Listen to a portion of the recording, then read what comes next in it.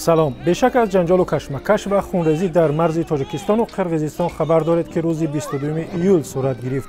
بحثی زیاد و گاه آتشین در این باره ادامه دارد و بخشی از برنامه ماست. ما در کوچه های دوشنبه از خواسته ها و پیشنهادات مردم و وزیران تاجیک پرسیدیم. پیشنهاد و درخواست های شما از وزیران تاجیک هم هست. ویدیو سگانیکو از ختلان را هم دیدنی باشد، پس تا کمتر از 3 دقیقه دیگر با ما باشید.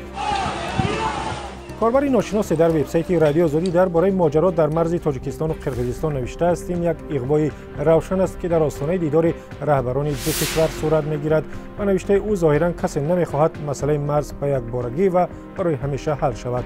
هم ما و هم آنها به آسانی به اغوا داده میشویم، ولی مهم پیدا کردن اغواگران است، نوشته است این کاربری رادیو آزادی.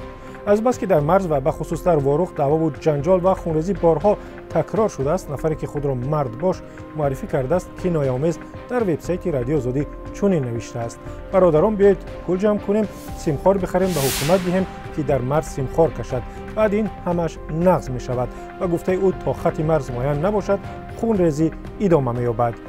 کاربر دیگری با نام حق به خویشاوندان آموزگار تاجیک که در مناقشه هلاک شد اظهار تسلیت کرده و چنین گفته است: کسی نباشد تاجیک یا قرقیز، همه ما انسان هستیم، باید مثل انسان رفتار کنیم، چون کسی حق ندارد نفر دیگری را قتل کند. از طرف وزیر هم سخنرانی ها بود اوید حل همه مسئله، لیکن نتیجه اونقدر مشخص نشده است. از موضوعهای داغ دیگر یک پرسش رادیو آزادی در دوشنبه بود. از راهگذران پرسیدیم چی پیشنهادی به وزیران دارند. بعد از دیدن ویدیو گلرو در صفحه ما در اینستاگرام نوشته است مراجعت به وزیران فایده ندارد چون داد مردم تا به آنها نمیرسد.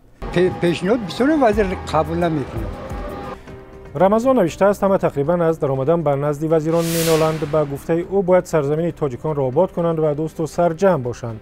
روزافزون بای محمدوف در فیسبوک از وزیران خواسته است عادلانه رفتار کنند. به قول او کسانی را که به سبب کمبودی از کار رانده شدند برگردانده به مقام بلند تعیین نکنند. به یگان وزیر یگان پیشنهاد ندارم، من یک کارگر عادیم. شرح و اندیشه زیاد است و وقتی برنامه و وقتی شما هم کم. برای همین زود ویدیو یک سگانیک را از ناحیه جلال‌الدین بلخی می‌بینیم که ینوری سال 2018 تولد شدند و حالا تقریبا 1.5 سال دارند.